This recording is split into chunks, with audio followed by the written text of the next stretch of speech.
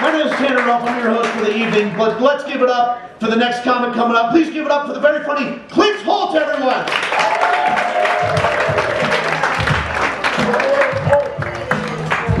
Keep it going for Tanner, everybody.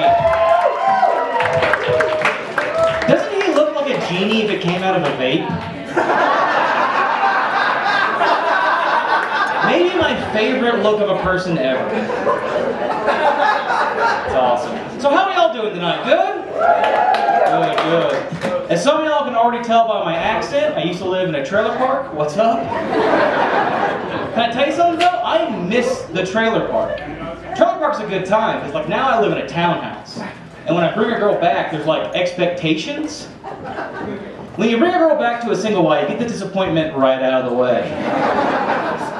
And that's the field I like to play on.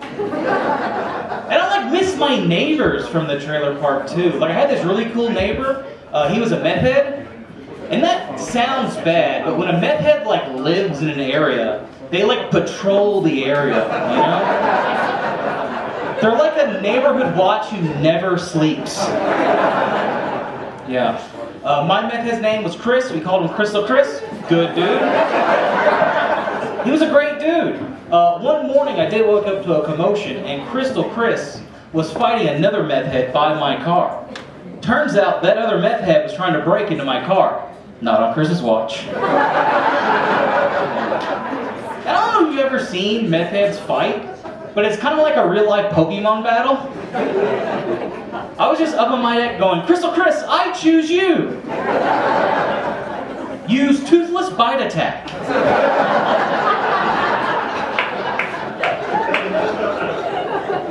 And it was super effective. And just like a Pokemon, after that battle, he did evolve Fentanyl. He's fine. He's just a little tuckered out now. He's good. But I'm not going to judge Crystal Chris. We've all got our vices. I love to vape. Any vapors in here? Give me a wheeze.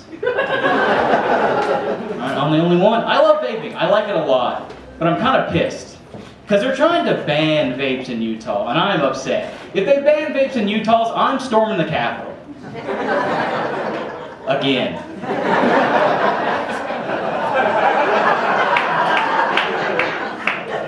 That was a tester joke. Alright. Guys, I know, I get it. I do look like every other person that stormed the Capitol, but guys, I'm cool. I voted for Kanye. Yeah. Retrospect, not a great decision. But at the time, it was pretty cool, you know? Like I was there voting, I was like, which one of these three guys is least likely to be a Nazi? And boy, was I wrong. Yeah, but like I said, I vape, and if they do ban vapes, I am storming. Me and a bunch of other vapors. We gotta take breaks because we're out of breath. And they'll never see us coming either, too. Because, you know, we'll be like a mist at dawn. They'll just be inside freaking out going like, what's going on? I don't know, but it smells like blueberry. And we'll get them. Oh, goodness. Something about me is I love to read. I recently read an article that in Thailand, you can buy a 3-story house on the beach for $3,000, 3-story house, cash money, that's your house. The only downside is, per capita, Thailand has the most kidnappings in the world. I don't know why you laughed at that. Yeah, that's bad. Like, terrible place to have a kid. Great place to find one.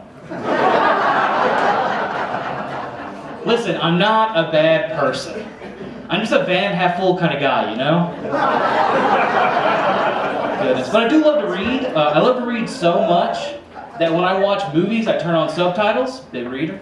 Yeah, but they subtitle like weird things, you know? Like I was watching a movie the other day and they were subtitling a horse, which is weird because it wasn't a talking horse. Just every other scene was just neigh, neigh, neigh, neigh.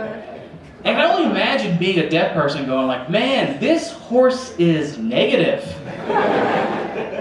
No, it was weird. Like, probably the weirdest subtitle I've ever seen was just a subtitle that read, country music begins to play. How do you describe country music to a deaf guy? was like, okay, you know those vibrations you feel that make you want to bone your sister? That's country music. Yeehaw.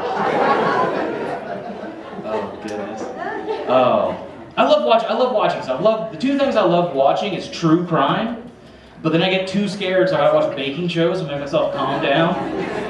Because there's nothing like watching a British lady baking bread and make you feel safe, you know? Here's my idea. I want to combine the genres. True crime, baking. It's a great idea. Don't you want to know if Ted Bundy can cook a quiche or not? Jeffrey Dahmer makes pasta with actual angel hair? Yeah. Here's my idea. We get people off of death row that have killed people, and we make them compete. And we call the show The Last Meal. Yeah, now you're back on board. Yeah, here's the twist. Every week when somebody loses, somebody runs out and jabs them in the neck. Yeah, that's got everything you want in television. Competition, drama, justice.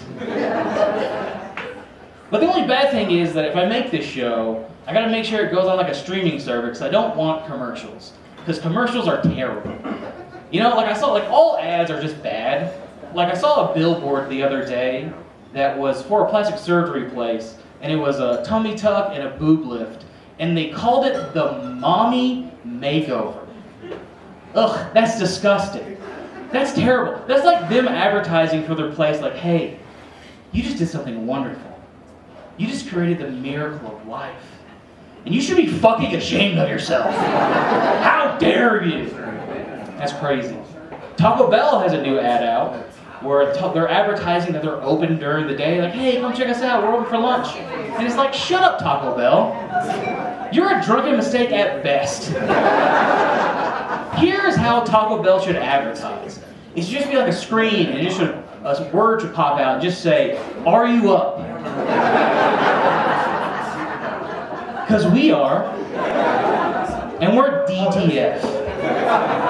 Down to Fiesta.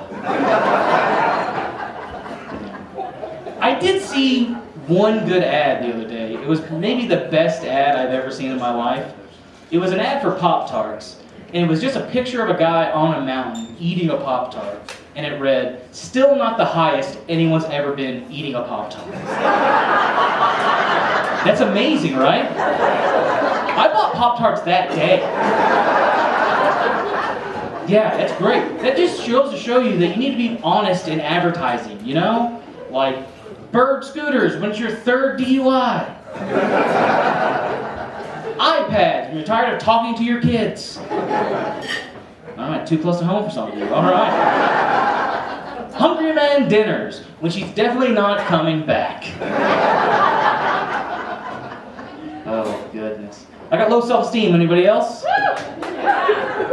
That one quiet ruse who I believe. That's my people. My self-esteem is so low that when I buy condoms, I keep the receipt. Yeah. And Walmart's got a weird return policy when it's not shoes that don't fit, you know? They're not cool. Here's how low my self-esteem is. I got a job at an office one time, and I was worried about like fitting in, so I bought a pair of fake glasses to trick them, you know? And it was going great until one day my boss comes up to me and goes, "Hey, Clint, what's your prescription?" And I panicked. So I just looked him in the eye and said, "Xanax," and I ran away. Yeah, no one ever worried about my glasses, but I was getting drug tested a lot, so. Which is fine. I don't do drugs, not because I'm against drugs. I'm just too dumb for the metric system, you know? And when you try to buy drugs in pounds like a patriot, it's a felony, so. Learn from me is what I'm saying. Learn. I got a weird email the other day. It was an email from Carfax asking me to review an oil change I just got. And that's a weird email, because my car was stolen like 2 months ago. Yeah, that's crazy. That's like finding out the kidnappers that took your daughter got her braces. It's all about perspective, you know? It's like, if you were to read an article today about a man hiding a family in his basement, monster. 1940s Germany, hero. Yeah. Like I said I have an accent. I'm from the South, and when people learn that, they ask me questions. They go, "Hey, is the South really as bad as they say it is?" And I go, "Well, my middle school mascot was just the Confederate flag, so." And I was the only one not cool with it too. I was like, "Hey guys, we gotta change this. This isn't right." And they're like, "Ah, shut up, you wuss. Put on this ghost costume, get out there, killer." Still not the worst thing. When you guys were taught about the war between the states, what did you guys learn it was called? Civil War. Not us. That's right. In our textbooks in school, it was called the War of Northern Aggression. Yeah. That's a crazy PR move, right? That's like if someone told you, "Hey, remember in the 1940s when we sent those fireworks to Japan? That was crazy." Yeah. Here is how I was taught about the Civil War. Well, we were just down here minding our own business, making affordable sweaters. And then one day the North got mad and attacked us for no reason. And then you, as a person with a brain, go, "Wasn't that war fought over slavery?" And they go, "Oh, no, buddy. That war was fought for states' rights." And then you go, "Wasn't that the right to own slaves?" And then they go, the South will rise again and disappear into a cloud of meth." Yeah. And that's how you get your GED in Kentucky, guys. You're welcome. You're now qualified to work in any mechanic shop you want. All right, guys, I've been Clint Holt. Thank you so much. Let me get Tanner back.